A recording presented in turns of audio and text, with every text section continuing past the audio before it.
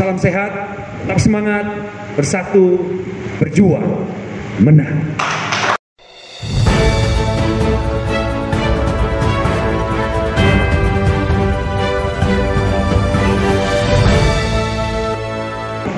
Saya izin memperkenalkan diri. Nama saya Coki Sitohang. Ini bukan tahun pertama atau menjelang nanti 2024, bukan tahun pertama saya masuk dalam politik praktis. Pada tahun 2019 yang lalu, saya sudah terjun ke politik praktis. Saya bersama dengan kendaraan politik saudara-saudara kita dari Partai Perindo.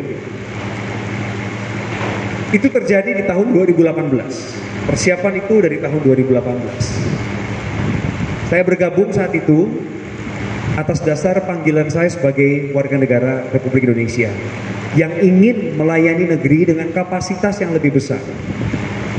Memang dari 2018 juga saya sudah cukup banyak menyentuh kehidupan masyarakat lewat pekerjaan saya. Baik itu di layar kaca ataupun secara off air atau di luar media televisi. Saya banyak berkunjung ke daerah dalam pekerjaan sosial ataupun dalam kunjungan kerja lainnya. Tapi tetap aja titel saya, jabatan saya adalah figur publik. Saya adalah TV host, MC gitu. Orang tahunya saya adalah seniman. Saya tidak punya kekuatan politik apapun untuk menentukan arah kebijakan politik negeri ini. Gak punya.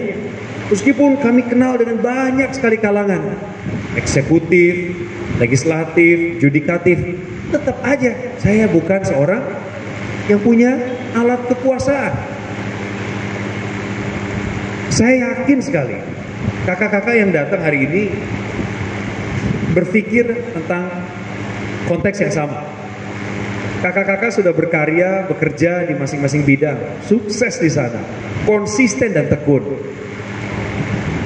Tapi ada satu langkah lagi yang lebih praktis dan strategis.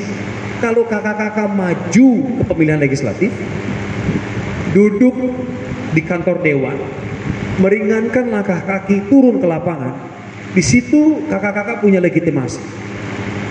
Di situ kakak-kakak akan dipandang hormat dan mulia karena dianggap mampu membawa perubahan. Itu cita-cita saya.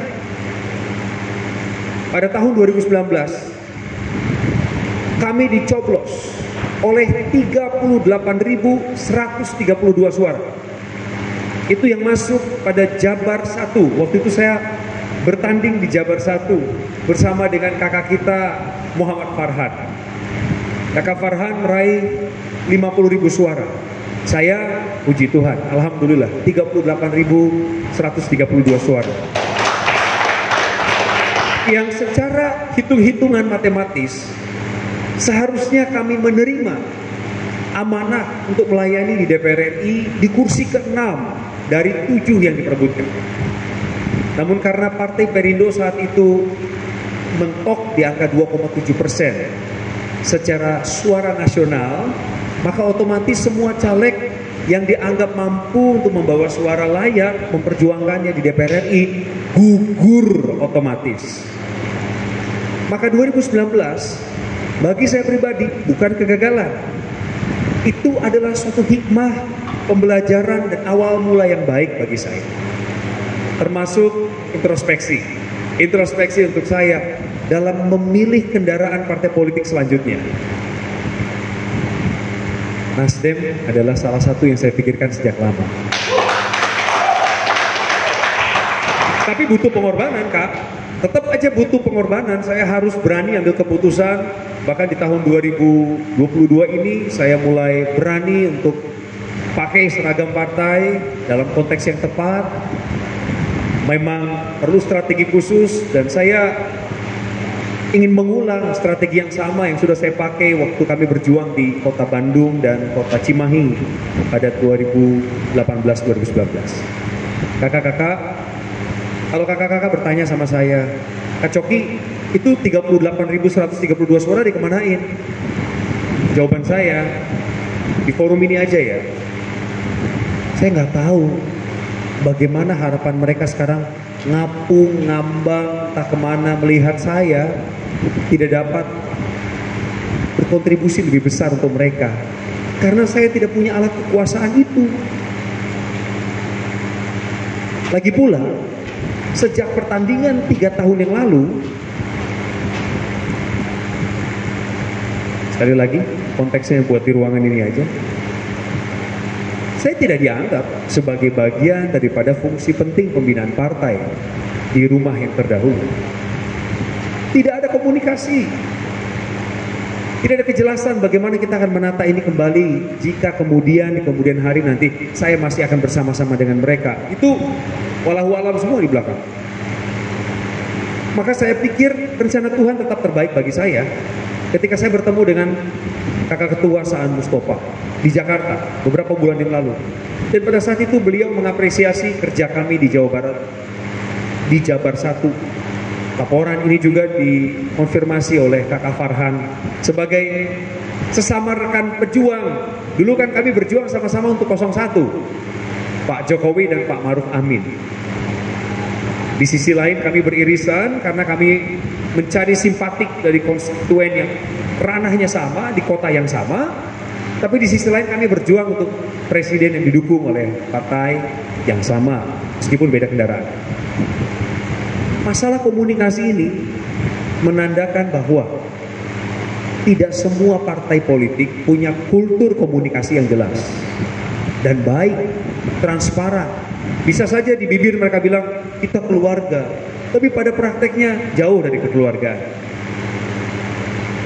Saya sungguh sangat berharap dari unsur terkecil yang ada di Kota Bekasi di bawah pimpinan Kakak Ali Sabana, kita semua sungguh-sungguh menjadi keluarga.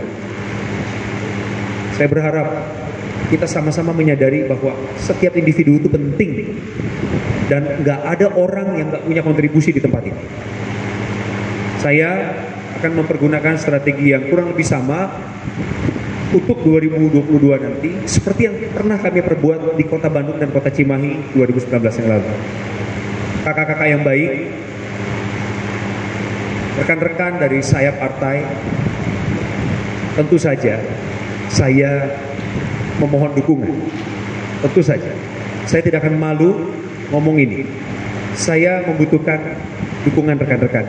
Entah kakak-kakak nanti akan bertandem dengan saya atau kakak-kakak bertandem dengan rekan saya yang lain. Karena bacaleknya nanti lebih dari 5 orang.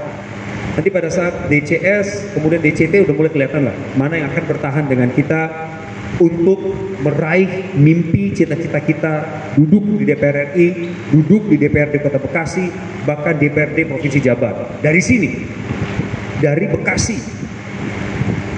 Tanggung jawab saya juga tidak hanya Bekasi, tapi ada Kota Depok yang menunggu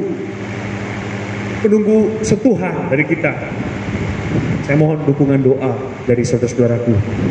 Bukan hanya doa, tapi dukungan nyata. Berikan suaramu. Kalau mau dibagi, bagilah kami dengan yang lain. Tujuan di sini kita bersama, bukan individu. Ini bukan tentang Coki Sitohang, bukan. Ini tentang kebersamaan Partai Nasdem yang popularitasnya harus terus diangkat, elektabilitasnya harus terus dipertajam, sampai konstituen kita merasa ini rumah kita bersama. Sampai konstituen kita menemukan definisi baru yang namanya restorasi gerakan perubahan. Dan saya percaya saudaraku, bukan hanya slogan yang kita sebutkan, Nasdem, Nasdem, bersatu berjuang menang, bukan hanya itu. Tapi langkah kita nanti dalam masa sosialisasi dan masa kampanye nanti yang sudah diatur oleh undang-undang, kita akan berbuat yang nyata untuk mereka. Segala ide, kreativitas, dan komunikasi mohon. Sekali lagi, pada saya pribadi, kami terbuka. Tentu ada banyak keterbatasan dalam waktu kami kakak-kakak. Oleh sebab itu saya membawa tim saya. Parsial saja, kecil-kecil tapi ada. Dan nanti kelak ketika kita akan berkolaborasi, saya bisa bilang sama orang-orang dan konstituen kita, ini loh tim saya. Artinya kakak-kakak yang bertandem dengan saya untuk tujuan pribadi maupun tujuan partai, Saya bisa sebut inilah tim kami. Sementara pengalamannya itu ke depan saya akan bagi lebih banyak lagi, bahkan nanti kakak kalau berkenan ada tanya jawab misalnya seputar pengalaman ya atau pendidikan politik. Saya dengan sukacita akan berbagi dengan kakak-kakak semua. Kami puji Tuhan, alhamdulillah sekali lagi telah menerima pembekalan pendidikan politik sejak tahun 2018-2019. Baik secara keorganisasian partai di partai terdahulu maupun juga secara negara. Dan saya adalah orang yang juga mengikuti politik negara sejak tahun 2002. Karena dulu pertama kali saya tinggal di Jakarta, tahun 2002 pekerjaan saya adalah jurnalis. Saya adalah wartawan politik dari tahun 2002 sampai 2005. Kemudian kami mengambil konsentrasi pendidikan ilmu komunikasi politik. Jadi sambil belajar, sambil saling menajamkan, saya siap untuk berdiskusi. Demikian, salam sehat, tetap semangat, bersatu, berjuang, menang.